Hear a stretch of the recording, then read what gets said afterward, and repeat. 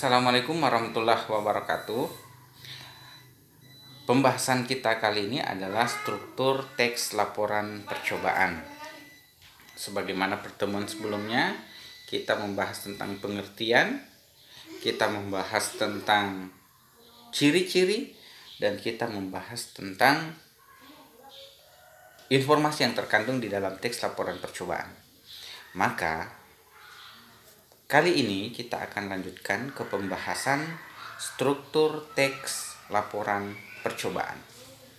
Nah, seperti apa struktur teks laporan percobaan? Ikuti pembahasan berikut. Materi kita kali ini adalah struktur teks laporan percobaan. Kompetensi dasar yang akan kita bahas adalah kompetensi dasar 3.2, yakni menelaah struktur dan kebahasaan dari teks laporan percobaan yang didengar atau dibaca.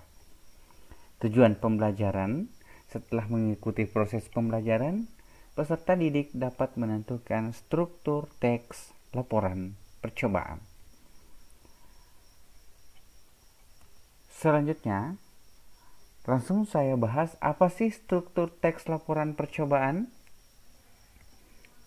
Yang pertama, ada judul. Jadi bagian pertama dari teks laporan percobaan itu adalah judul. Yang kedua ada tujuan. Yang ketiga bahan dan alat. Yang keempat langkah-langkah kegiatan. Yang berikut hasil percobaan.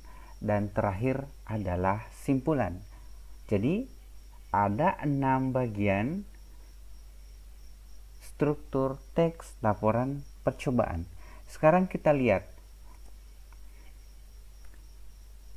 Akan saya paparkan contoh teks laporan percobaan beserta strukturnya. Perhatikan teks berikut. Membuat telur asin. Kemudian, telur asin merupakan telur yang terbuat dari telur bebek yang mengalami proses pengasinan terlebih dahulu. Telur asin memiliki banyak vitamin dan gizi sehingga mengonsumsinya sangat bermanfaat. Membuat telur asin dengan cara tradisional sebenarnya sangat mudah karena bahan dan alatnya menggunakan bahan sederhana.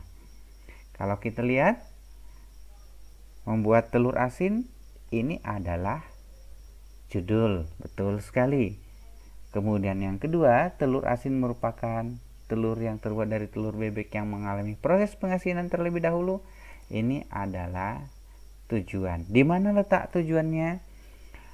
Membuat telur asin memiliki banyak vitamin dan gizi sehingga mengonsumsinya sangat bermanfaat. Berikut, perhatikan ada telur bebek, abu gosok, tanah liat, garam, amplas. Teks berikut, pilih telur bebek kemudian dicuci dan kulitnya diamplas sampai tipis. Campurkan tanah liat. Nah, kalau kita lihat dari kedua jenis teks ini, ternyata yang pertama alat dan bahan. Kedua, ini adalah langkah-langkah. Coba perhatikan beberapa kalimat. Pilih telur bebek kemudian dicuci, campurkan tanah liat, lapisi telur yang sudah diamplas, diamkan telur pada ruang normal sampai 20 hari atau 3 minggu. Nah, ini merupakan ciri langkah-langkah kegiatan karena menggunakan kalimat saran, menggunakan kalimat perintah, atau menggunakan kalimat larangan. Oke, kita lanjutkan. Telur bebek yang dibuat melalui tahapan dan proses pembuatan di atas akan menghasilkan telur asin yang sempurna dan lezat serta sangat cocok dikonsumsi dengan nasi. Membuat telur asin sebenarnya merupakan varian lain ketika ingin mengonsumsi telur, khususnya telur bebek yang terkenal amis. Dengan pengasinan ini, telur menjadi tidak terlalu amis. Kalau kita lihat teksnya, lihat paragrafnya, ternyata ini adalah hasil percobaan. Berikut kesimpulan. Di kesimpulan kita bisa langsung melihat telur asin yang memiliki kandungan gizi yang lengkap ini sangat cocok dikonsumsi oleh masyarakat segala usia. Lihat di ciri kesimpulan, sifatnya menyimpulkan atau memberikan gambaran secara umum. Sekarang kita masuk di contoh yang kedua untuk menguatkan pengetahuan kita tentang struktur teks laporan percobaan. Nah, di sini ada membuat sabun mandi praktis.